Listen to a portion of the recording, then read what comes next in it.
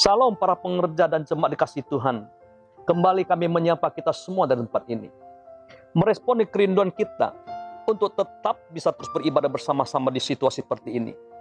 Maka kami akan memberikan video-video melalui FA yang akan kami teruskan kepada kita semua. Sampai pada saat ini, di dalam segala keterbatasan kita, kami hamba-hamba Tuhan masih terus bekerja, berjaga-jaga, berdoa untuk kita semua dari gereja. Dan apabila Bapak Ibu memerlukan pelayanan gereja saat ini, maka dapat menghubungi start gereja di mana kita selama ini beribadah, baik di Lubuk Pakam maupun Tanjung Morawa. Seperti kita ketahui, gereja sebagai warga negara bertanggung jawab. Kita bersama-sama pemerintah ikut mengambil bagian dalam pencegahan penyebaran pandemi ini. Maka telah beberapa minggu kita tidak beribadah bersama-sama di gereja seperti biasanya. Tetapi kita beribadah di rumah masing-masing melalui streaming dari pusat. Harapan kami, sekalipun kita beribadah di rumah masing-masing tidak akan mengurangi semangat dan gairah kita untuk beribadah. Karena bagi orang yang ibadah telah menjadi nafas kehidupan, maka dimanapun ia berada, ia bisa beribadah. Baik di gereja, di rumah, di kantor, bahkan dalam situasi apapun, tidak akan dapat menghalangi ia beribadah. Tetapi justru saat-saat seperti ini kita lebih tekun lagi beribadah.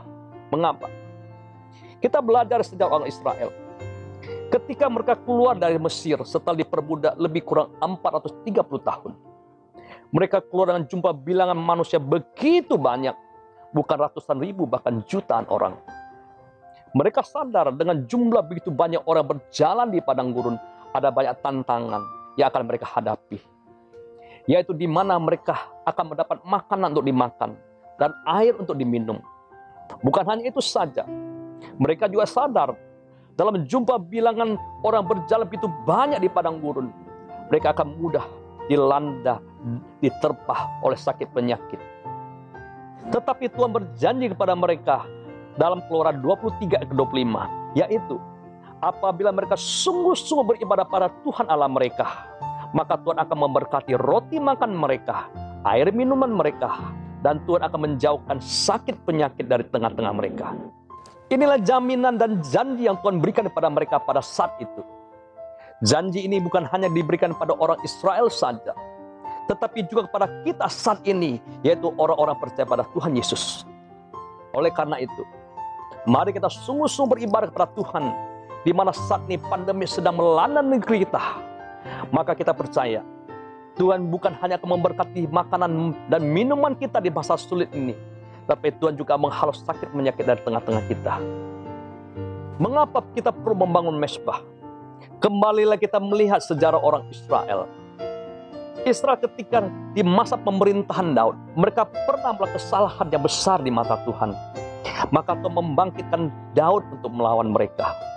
Dan Daud melakukan kesalahan sangat kecil di hadapan Tuhan, yang membuat Tuhan menghukum mereka dengan mendatangkan sakit penyakit sampai begitu ganas. Hanya dalam waktu yang singkat, 70.000 jiwa binasa. Kematian terjadi di mana-mana. Saya percaya wabah penyakit ini tidak kalah bahaya dengan pandemi yang sedang dialami oleh bangsa-bangsa hari ini. Tetapi apa yang terjadi ketika Daud membangun mezbah bagi Tuhan di pengirikan Araunah orang Yebus tersebut? Maka dalam 2 Samuel 24 ayat 25, firman Tuhan mencatat, Tuhan mendengarkan doa negeri itu dan tulah itu berhenti. Kita punya iman hari ini. Ketika kita mulai membangun mezbah dan kita mulai berdoa bagi negeri kita, kiranya wabah sakit penyakit ini juga segera berhenti di negeri kita. Mari para pengerja dan jemaat Tuhan dimanapun kau berada hari ini, kita lebih sungguh-sungguh beribadah. Kita membangun mezbah.